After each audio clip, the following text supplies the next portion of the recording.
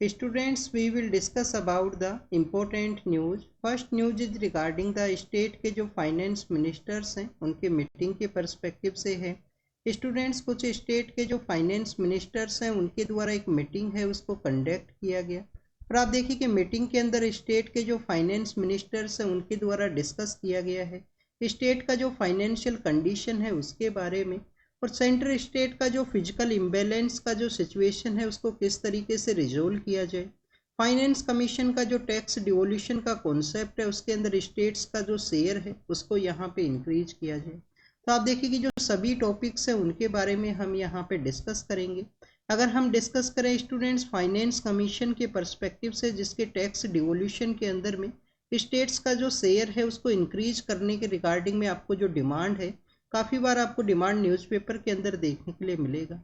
तो आप देखिए कि जो फाइनेंस कमीशन है उसको कॉन्स्टिट्यूट किया जाता है आर्टिकल 280 के थ्रू में। आर्टिकल 280 के थ्रू अगर इसको कॉन्स्टिट्यूट किया गया है तो ये कॉन्स्टिट्यूशनल बॉडी है और आप देखिए कि जो कॉन्स्टिट्यूशनल बॉडी है फाइनेंस कमीशन, इसके जो मेंबर्स हैं उसके बारे में आप रीड करना आपका जो पॉलिटी का बुक है वहाँ से कि किन पर्सनस को इसके मेंबर के रूप से अपॉइंट किया जाता है, उनका जो मेन वर्क है वो क्या हुआ करता है। अगर हम इनके फंक्शंस के बारे में डिस्कस करें तो फाइनेंस कमीशन के द्वारा जो टैक्स डिवोल्यूशन है उसको यहाँ पे डिसाइड किया जाता है कि स्टेट्स को जो कितना पैसा है वो डिवोल्यूट किया जाएगा यहाँ पे सेंटर के द्वारा। आप देखिए कि सपोज कीजिए 100 यहाँ पे मनी है तो 100 के अंदर में से जो 41 मनी है 41 रुपीज़ है उनको यहाँ पे ट्रांसफ़र किया जाएगा स्टेट्स को सेंटर के द्वारा, जो हमारा लास्ट फाइनेंस कमीशन है 15 फाइनेंस कमीशन के अकॉर्डिंग में। स्टूडेंट्स, इससे पहले जो 14th फाइनेंस कमीशन था उनके द्वारा कितना जो मनी है उसको डिसाइड किया गया था टैक्स डिवोल्यूशन के रिगार्डिंग में, वो आपको 42% देखने के लिए मिलेगा। अब आप देखिए कि 1% यहाँ पे जो रिड्यूस हुआ है उसके बिहाइंड में जम्मू एंड कश्मीर को जो यूनियन टेरिटरी के रूप से डिक्लेयर किया गया, तो उसी के बाद से जो 15th फाइनेंस कमीशन के द्वारा 1% जो मनी है उसको यहाँ पे रिड्यूस किया गया था स्टेट्स के डिवोल्यूशन के रिगार्डिंग में। तो फर्स्ट स्टूडेंट्स, यहाँ पे जो टैक्स का जो डिवोल्यूशन है स्टेट्स को जो मनी डिवोल्यूट किया जाता है उसके बारे में यहाँ पे डिसाइड किया जाएगा। डिफरेंट इसके फैक्टर्स हैं। आपको यहाँ पे हॉरिजॉन्टल जो डिस्ट्रीब्यूशन है उसके रिगार्डिंग में भी कुछ फैक्टर्स हैं वो आपको देखने के लिए मिलेंगे। जैसे कि आप देखिए कि पॉपुलेशन भी एक क्राइटेरिया हुआ करता है, जो पॉपुलेशन है वो भी आपको एक क्राइटेरिया देखने के लिए मिलेगा। लास्ट जो 15 फाइनेंस कमीशन है उनके द्वारा पॉपुलेशन को 15% जो यहाँ पे मार्क है वो किया गया था। नेक्स्ट अगर हम डिस्कस करें स्टूडेंट्स उस स्टेट का जो एरिया है वो कितना है, एरिया के अकॉर्डिंग भी यहाँ पे आपको फाइनेंशियल डिवोल्यूशन है वो देखने के लिए मिलेगा। 15% ही उसका वेटेज किया गया है एरिया के अकॉर्डिंग में। इसके अलावा आप देखिए कि इनकम एंड डिस्टेंस है वो भी यहाँ पे एक क्राइटेरिया है। इनकम एंड डिस्टेंस उस स्टेट का किस तरीके से है उसको 45% यहाँ पे वेटेज है वो दिया गया है टैक्स डिवोल्यूशन के रिगार्डिंग में। स्टूडेंट्स, इसके अलावा आप देखिए कि जो डेमोग्राफिक परफॉर्मेंस है किस स्टेट का जो डेमोग्राफिक परफॉर्मेंस है वो किस तरीके से है। बेसिकली आपको यही एक जो मेन टॉपिक है वो देखने के लिए मिलेगा। डेमोग्राफिक जो परफॉर्मेंस है उसके बेसिस पे 12.5% यहाँ पे वेटेज है वो दिया गया था लास्ट फाइनेंस कमीशन के द्वारा।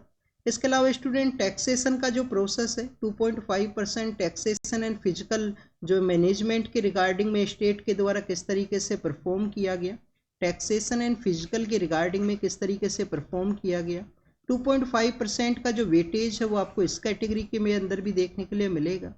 और प्रेजेंट समय में क्लाइमेट चेंज का आप देखिए कि क्राइसिस है, तो क्लाइमेट चेंज की क्राइसिस के अंदर जो इकोलॉजिकल सिचुएशन के रिगार्डिंग में या फॉरेस्ट के पर्सपेक्टिव से किस तरीके से यहाँ पे स्टेट के अंदर में वर्क को कैरी आउट किया गया है उसको भी एक क्राइटेरिया माना गया है। 10% का वेटेज जो है इकोलॉजिकल एंड फॉरेस्ट का जो पिलर है उसको भी दिया गया है।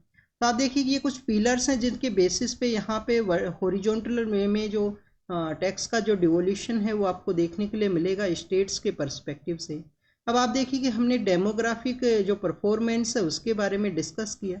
सदर्न इंडिया के जो स्टेट्स हैं जिनके द्वारा जो हमारा नेशनल पॉपुलेशन पॉलिसी है 1976 के समय का, आप देखिए कि नेशनल पॉपुलेशन पॉलिसी है जिस समय में पॉपुलेशन को कंट्रोल करने के रिगार्डिंग में हमारी गवर्नमेंट के द्वारा उसको इम्प्लीमेंट किया गया था। तो स्टूडेंट जो सदर्न इंडिया के जो स्टेट्स हैं उनके द्वारा उसको काफ़ी अच्छे से यहाँ पे जो काफ़ी अच्छे से उन्हें जो नेशनल पॉपुलेशन पॉलिसी है उसके रिगार्डिंग में उनके द्वारा परफॉर्म किया गया।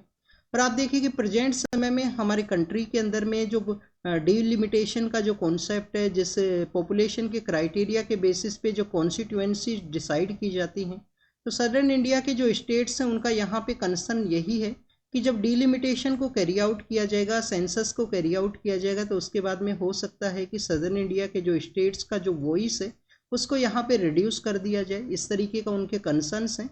अगर पॉपुलेशन के क्राइटेरिया को अगर यहाँ पे मेन पिलर के रूप से देखा जाएगा, तो आप देखिए कि सदर्न इंडिया का जो लेस सीट्स है वो अलोकेट हो सकता है डिलिमिटेशन के बाद में पार्लियामेंट का जो सीट्स है उनकी रिगार्डिंग में।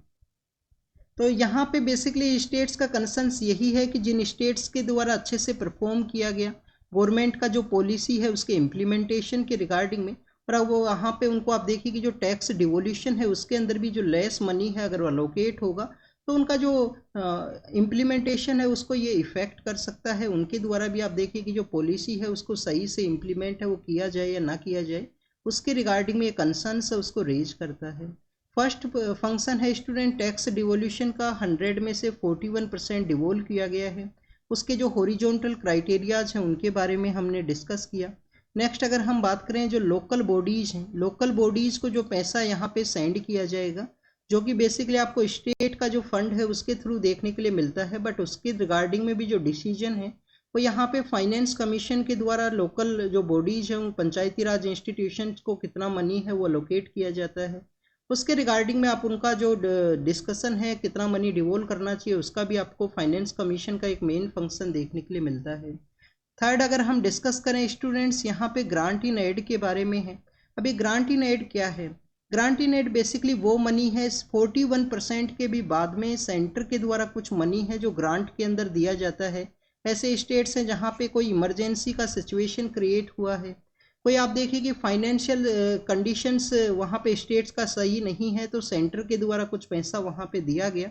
तो ग्रांट इन एड का जो आर्टिकल है वो क्या है? आर्टिकल 275 के अंदर ग्रांट इन एड के बारे में मेंशन किया गया है।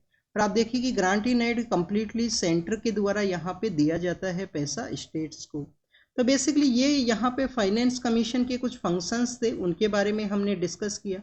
सदर्न इंडिया के जो स्टेट्स हैं उनके परफॉर्मेंस के बेसिस पे उनको जो पेनल्टी है जो पनिशमेंट है वो ना मिले परफॉर्मिंग स्टेट्स को, ये भी यहाँ पे जो कंसर्न्स है उसको उनके द्वारा रेज किया गया कि उनका जो रिप्रेजेंटेशन है वो रिड्यूस हो सकता है after the census and delimitation के बाद में।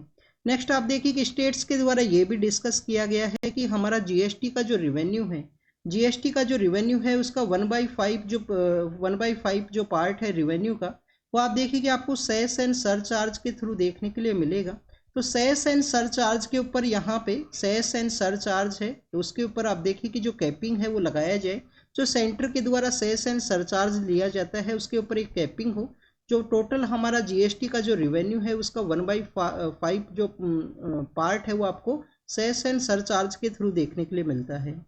नेक्स्ट अगर हम डिस्कस करें स्टेट्स के द्वारा आप देखिए कि जो 41% प्रेजेंट समय में डिवोल्यूशन है इसको 50% रेज कर दिया जाए 16 फाइनेंस कमीशन के द्वारा, ये भी यहाँ पे उनका एक डिमांड है।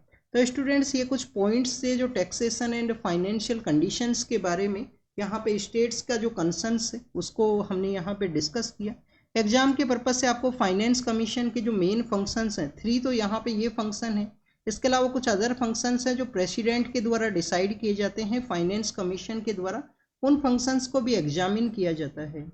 नेक्स्ट अगर हम बात करें इन्फ्लेशन के पर्सपेक्टिव से है, आप देखिए कि हम आरबीआई का जो मॉनेटरी पॉलिसी कमेटी है उसके बारे में जब भी रीड करते हैं तो मॉनेटरी पॉलिसी कमेटी है, मॉनेटरी पॉलिसी जो कमेटी है उसका आप देखिए कि 4+-2 का जो कॉन्सेप्ट है वो देखने के लिए मिलता है कि 4 से क्या तो आप देखिए कि 2% अधिक हो या 4 से 2% लेस हो, इतने में उनको जो इन्फ्लेशन है उसको मेंटेन करना होता है।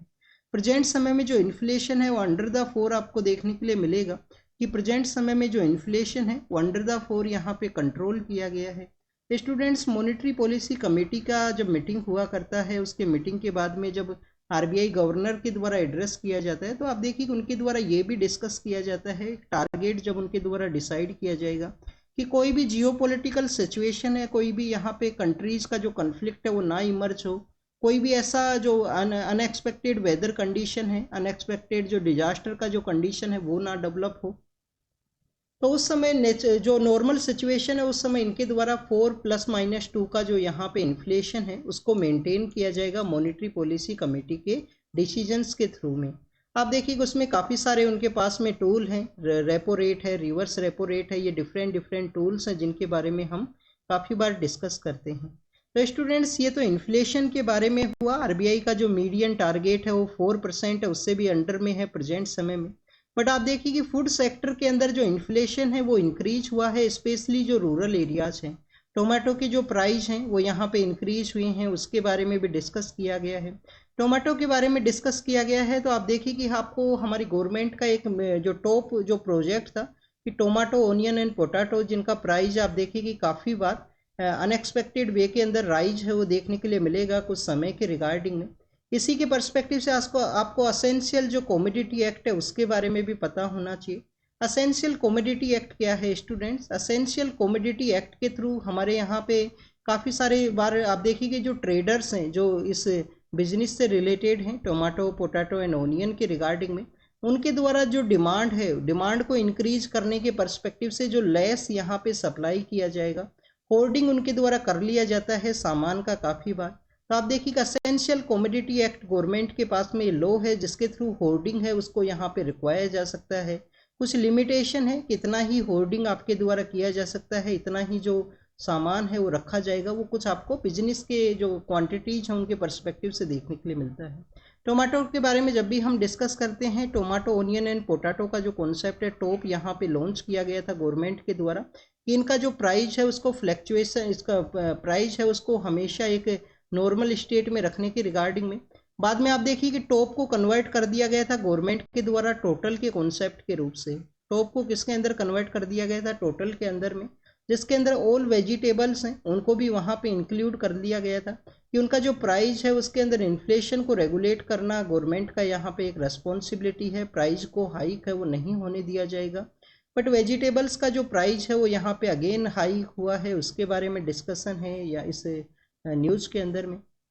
नेक्स्ट अगर हम डिस्कस करें तो आप देखिए कि सीपीआई-एम के एक पॉलिटिकल लीडर हैं सीताराम येचुरी साहब, उनका डेथ हुआ है। तो उनके बारे में मेंशन किया गया है कैसे वो जेएनयू का जो स्टूडेंट पॉलिटिक्स है उससे रिलेटेड हैं, कैसे हमारे जो फॉर्मर प्राइम मिनिस्टर हैं इंदिरा गांधी, उनको उनका जो जेएनयू के चांसलर के रूप से उनका जो रेजिग्नेशन है वो करवाया गया था इनके द्वारा। तो इनके काफ़ी सारे वो पॉलिटिकल जर्नी है, हमारे एग्जाम के पर्पज़ से नहीं इम्पोर्टेंट है। एग्जाम के रिलेटेड आपको इन्फॉर्मेशन यहाँ पे ये होना चाहिए कि इनके द्वारा अपना जो बॉडी है उसको डोनेट किया गया है रिसर्च के पर्सपेक्टिव से, कि इनका जो बॉडी है वो रिसर्च के रिगार्डिंग में डोनेट किया गया है। तो स्टूडेंट्स जब भी यहाँ पे ऑर्गन डोनेशन या बॉडी के डोनेशन के बारे में मेंशन हुआ करता है तो क्या किसी जो लिविंग पर्सन है, कोई जिंदा आदमी है, तो उसके द्वारा भी जो अपने जो ऑर्गन्स हैं उनको डोनेट किया जा सकता है? तो यस स्टूडेंट्स, कुछ कुछ ऐसे भी ऑर्गन्स हैं जिनको अगर कोई लिविंग पर्सन है उसके द्वारा भी डोनेट किया जा सकता है कंसेंट के बेसिस पे, कि उसका कंप्लीटली वहाँ पे कंसेंट होना चाहिए, कोई इलीगल वे के अंदर में उसका जो यूज है वो ना होना चाहिए। नेक्स्ट अगर हम डिस्कस करें तो आप देखिए कि 1994 के रिगार्डिंग में national organ and tissue transplantation का आपको जो वर्किंग प्रोसेस है 1994 के उस कानून के थ्रू आपको देखने के लिए मिलेगा। इसके अलावा आप देखिए कि ऑर्गन डोनेशन के रिगार्डिंग में जो अवेयरनेस है उसको इंक्रीज किया जाए हमारी गवर्नमेंट के द्वारा। 30 नवंबर का जो डे है ऑर्गन डोनेशन अवेयरनेस डे के रूप से उसको सेलिब्रेट भी किया जाता है। ऑर्गन डोनेट आप देखिए कि काफ़ी ज़्यादा इंपॉर्टेंट है, किसी अदर पर्सन है उसका जो लाइफ है, मेडिकल रिसर्च है, उसके पर्सपेक्टिव से ये हेल्प है वो क्रिएट करता है। तो ऑर्गन डोनेशन के बारे में हमने डिस्कस किया। नेक्स्ट अगर हम डिस्कस करें स्टूडेंट्स महाराष्ट्र के पर्सपेक्टिव से है। आप देखिए कि स्टूडेंट्स महाराष्ट्र के वहाँ पे छत्रपति शिवाजी महाराज का जो स्टैचू है उसके अंदर जो प्रॉब्लम क्रिएट हुआ था उसके बारे में हमने डिस्कस किया था कुछ दिन पहले। कैरेबियन जो सी है वहाँ से जो हाई विंड्स हैं वो फ्लो करते हुए उनका जो स्टैचू है वो कोलैप्स हुआ था। अगर हम बात करें छत्रपति शिवाजी महाराज का इस जो ग्राउंड रिपोर्ट है उसके अंदर में कुछ मेंशन किया गया है कि कहाँ पे वो जो स्टैचू है वो सिचुएटेड था, स्टैचू को किस तरीके से वहाँ पे बनाया गया था। कुछ टॉपिक्स हैं जो एग्जाम के पर्पज़ से जो इम्पोर्टेंट है उसको हम यहाँ पे डिस्कस करेंगे। तो आप देखिए कि हमारे जो पीएम सर हैं उनके द्वारा नेवी डे को जब सेलिब्रेट किया गया, हमारा जो नेवी डे है वो कब सेलिब्रेट होता है स्टूडेंट्स? नेवी डे आपको पता होना चाहिए 4 दिसंबर का वो दिन है, 4 दिसंबर का वो दिन है। हमारा जो नेवी है, जो इंडियन नेवी है, इसके कौन से ऐसे वर्क के रिगार्डिंग में जो नेवी डे है उसको सेलिब्रेट किया जाता है? तो आप देखिए कि 1971 का जो हमारा वॉर का जो सिचुएशन है, जो बांग्लादेश लिबरेशन का वॉर भी आपको देखने के लिए मिलेगा। ऑपरेशन ट्राइडेंट है, ऑपरेशन ट्राइडेंट है, उसको कैरी आउट किया गया था इंडियन नेवी के द्वारा। और पाकिस्तान का जो कराची बेस है उसको आप देखिए कि डिस्ट्रॉय है वो कर दिया गया था। कराची का जो नेवल बेस है उसको डिस्ट्रॉय कर दिया गया था। ऑपरेशन ट्राइडेंट के जो ऑफिसर्स हैं उनको आप देखिए कि महावीर चक्र जो अवार्ड है वो उस समय दिए गए थे गवर्नमेंट्स के द्वारा, जिसके अंदर बीबी यादव नाम के एक जो नेवल ऑफिसर हैं वो भी उस ऑपरेशन ट्राइडेंट को लीड किया गया था उनके द्वारा। नेक्स्ट अगर हम डिस्कस करें स्टूडेंट्स इसी नेवल डे के बारे में, तो आप देखिए कि नेवल डे के ही रिगार्डिंग में हमारे जो छत्रपति शिवाजी महाराज हैं उनका जो राज मुद्रा है उसको भी जो हमारा इंडियन नेवी का जो एक इम्पोर्टेंट मोन्यूमेंट्स है उसके अंदर में ऐड किया गया था। सेंट जॉर्ज का जो क्रॉस है उसको रिमूव करते हुए जो शिवाजी महाराज का जो राज मुद्रा है, जो रॉयल सील है, उसको ऐड किया गया नेवी का जो सिंबल्स है उसके पर्सपेक्टिव से। स्टूडेंट्स यहाँ पे छत्रपति शिवाजी महाराज के बारे में हम डिस्कस करते हैं। क्या उनका जो नेवी है, क्या फर्स्ट टाइम इंडियन किसी जो यहाँ पे जो किंग है, इंडियन किसी जो राजा हैं उनके द्वारा नेवी को इस तरीके से इस्टेब्लिश किया गया था क्या उस समय में? तो आप देखिए कि छत्रपति शिवाजी महाराज से पहले आपको जो चोला एम्पायर है उनका जो नेवल पावर है उसका प्रेजेंस आपको देखने के लिए मिलेगा कि उनके द्वारा south Asia, south east Asia के अंदर जो राजेंद्र चोल हैं, राजा चोल हैं, उनके द्वारा साउथ ईस्ट एशिया के अंदर नेवल पावर का यूटिलाइजेशन है वो किया गया था।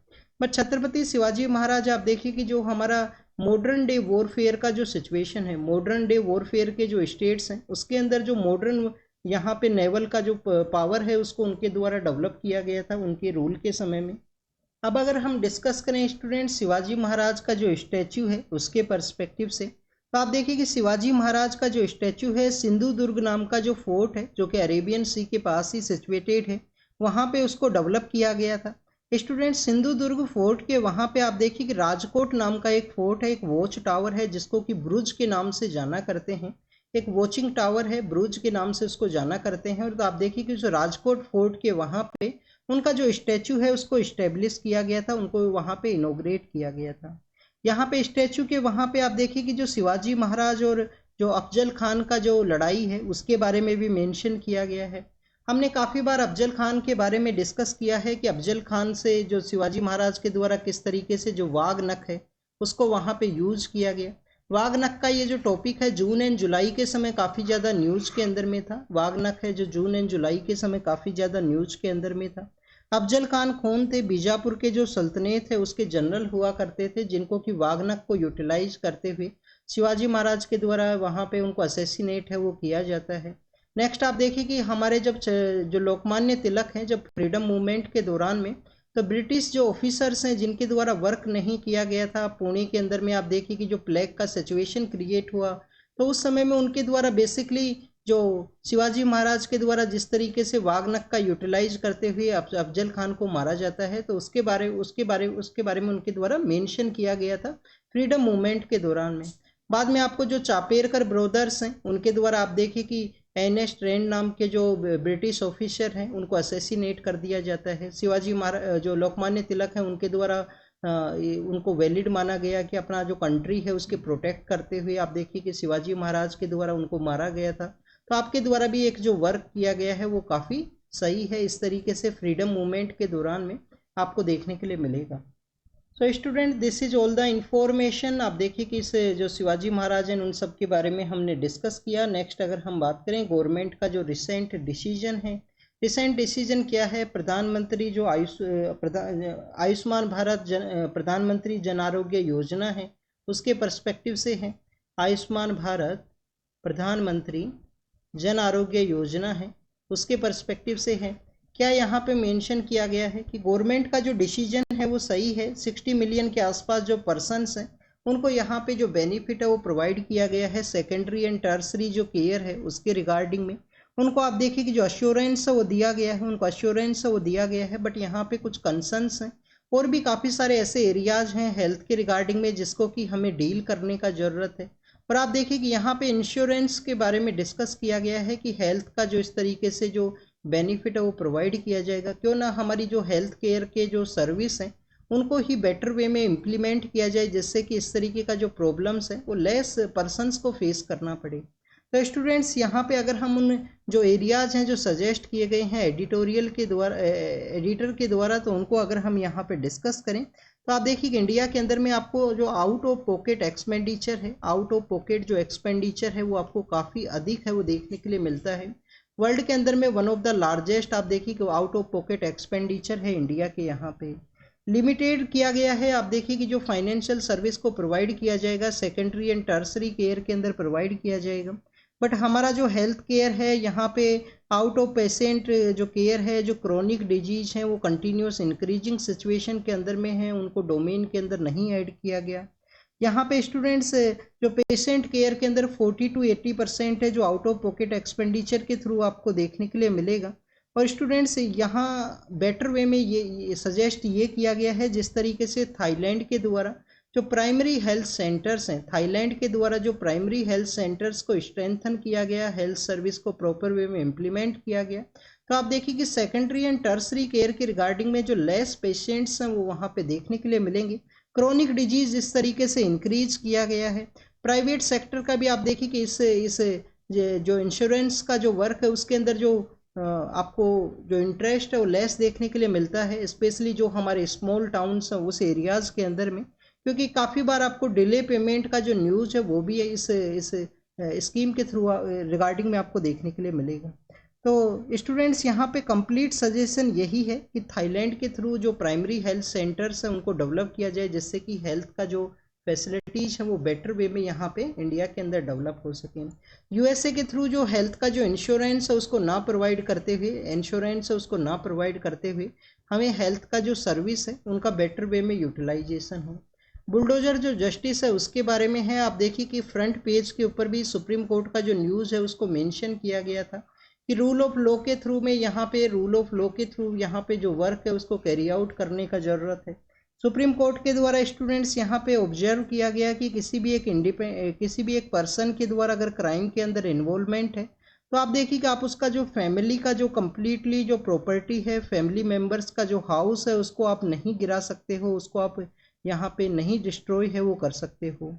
सुप्रीम कोर्ट के द्वारा पैन इंडिया जो पॉलिसी है उसके फ्रेमिंग के बारे में भी डिस्कस किया गया है, किस तरीके से जो हाउस हमारे ऑलरेडी आप देखिए कि कंट्री के अंदर में जो यहाँ पे हाउस है वो आपको जो क्वालिटी जिस तरीके से वो काफ़ी कम देखने के लिए मिलता है। नेक्स्ट आप देखिए कि गवर्नमेंट के द्वारा प्रधानमंत्री आवास योजना के थ्रू में जो हाउस है उनको सेटअप किया जाता है।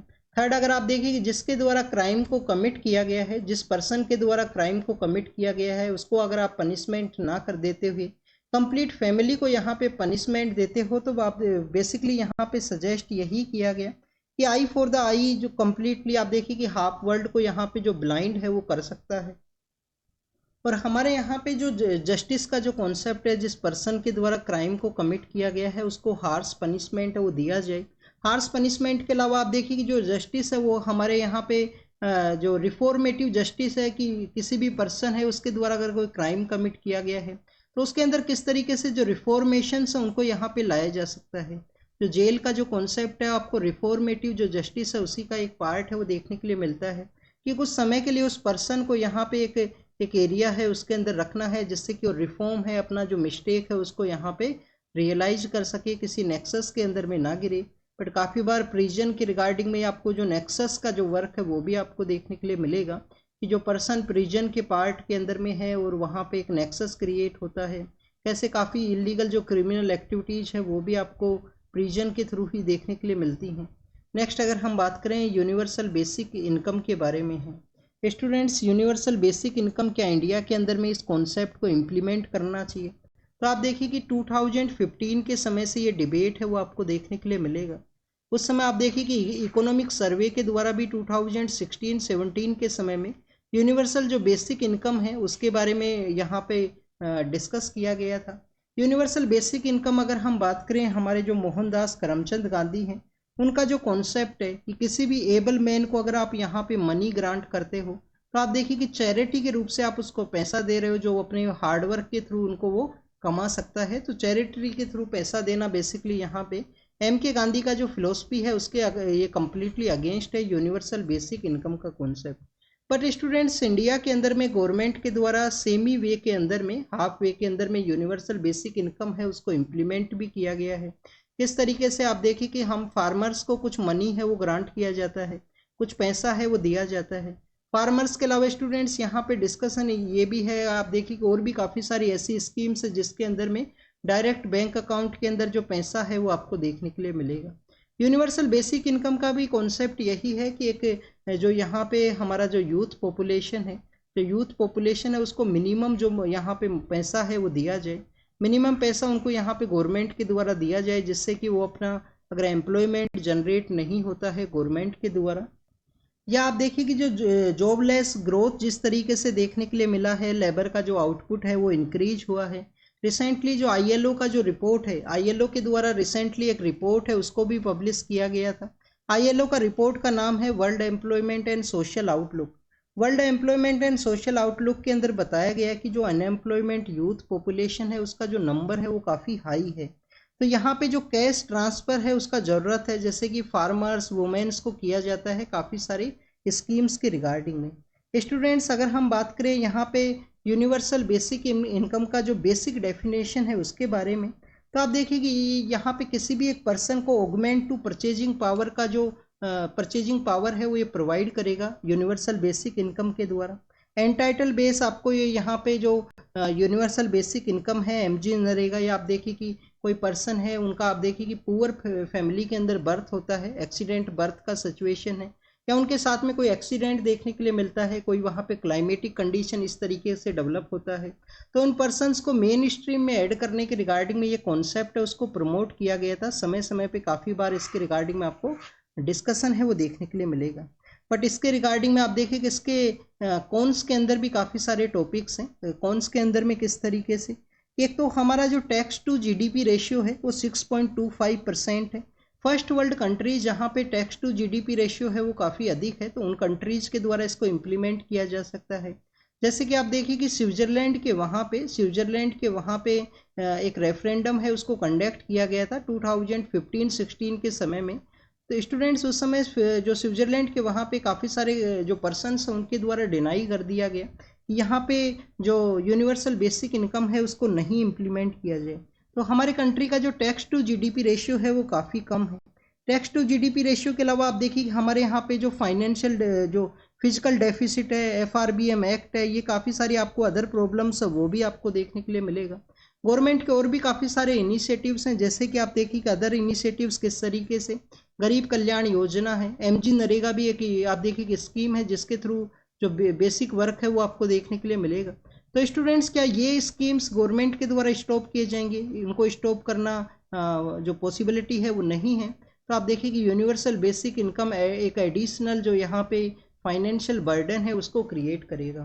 तो ये यूनिवर्सल बेसिक इनकम के बारे में था। टैक्स टू जीडीपी रेशियो का जो डाटा है वो आपको याद होना चाहिए, 6.25% है tax to GDP ratio present समय में हमारे कंट्री के अंदर में। इसको इंक्रीज करने का ज़रूरत है, जब ज़्यादा पैसा रहेगा फर्स्ट वर्ल्ड कंट्रीज के थ्रू हमारे पास में मनी होगा तो उस समय में इसको इम्प्लीमेंट किया जा सकता है। प्रेजेंट समय में गवर्नमेंट के द्वारा यही करना चाहिए कि एम्प्लॉयमेंट को जनरेट किया जाए, ज़्यादा से ज़्यादा जो एम्प्लॉयमेंट जनरेट हो, जिससे कि यहाँ पे जो यूथ का जो इंगेजमेंट है वो देखने के लिए मिले, जो डेमोग्राफिक डिविडेंड है उसको बेटर वे में हम यूटिलाइज कर सकें। स्टूडेंट्स, यहाँ पे जो मेडिकल स्टूडेंट्स हैं उनके द्वारा आप देखिए कि कुछ जो कर्राटे हैं उसको शो किया गया है। तो आप देखिए स्टूडेंट, जब भी हम यहाँ पे मार्शल आर्ट्स के पर्सपेक्टिव से या सेल्फ डिफेंस का जो आर्ट्स हैं उनके पर्सपेक्टिव से डिस्कस करते हैं, तो आपको हमारा जो ट्रेडिशनल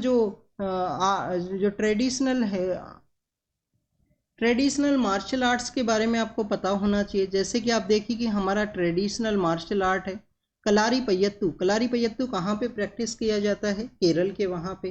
कलारी पयत्तू के अलावा अगर हम बात करें, एक सीलम भाम है, सड़ी सरक है। सड़ी सरक के अलावा आप देखिए कि स्टूडेंट्स आपको यहाँ पे पंजाब के वहाँ पे जिसका प्रैक्टिस हुआ करता है, जिसको कि हम गटका के नाम से जाना करते हैं। परिखांडा है, परिखांडा जो आपको बिहार के अंदर देखने के लिए मिलेगा। मुष्टि युद्धा है। तो ऐसी काफ़ी सारी हमारी जो ट्रेडिशनल यहाँ पे मार्शल आर्ट्स हैं जिनके बारे में आपको आर्ट एंड कल्चर का जो बुक है उसके अंदर मेंशन किया गया है। नेक्स्ट अगर हम बात करें कोलेरा के पर्सपेक्टिव से है, तो आप देखिए कि जो पैनिक का जो सिचुएशन है क्लाइमेट चेंज की वजह से आप देखिए कि कोलेरा के जो केसेज है वो इंक्रीज हुए हैं। और यहाँ पे इसको एक्यूट एक्यूट एक्यूट जो डायरिया का जो कंडीशन है उसके रूप से भी माना गया है। तो इसका जो यहाँ पे जो केसेज हैं वो इंक्रीज होंगे, क्योंकि यहाँ पे बेसिकली आप देखिए कि climate change, unexpected weather events हैं, उसकी वजह से यहाँ पे जो कंटामिनेटेड फूड है, कंटामिनेटेड वाटर है, वो मेन रीजन्स हुआ करते हैं कोलेरा के रिगार्डिंग में। नेक्स्ट अगर हम डिस्कस करें स्टूडेंट्स, ORS जो आप देखिए कि हाइड्रेशन के परस्पेक्टिव से यूज किया जाता है। ORS का जो ये न्यूज़ है स्टूडेंट्स, ये बेसिकली एग्जाम के पर्पज से ही नहीं इम्पोर्टेंट है, ये इम्पोर्टेंट है आपका जो डेली लाइफ है उसकी रिगार्डिंग में भी।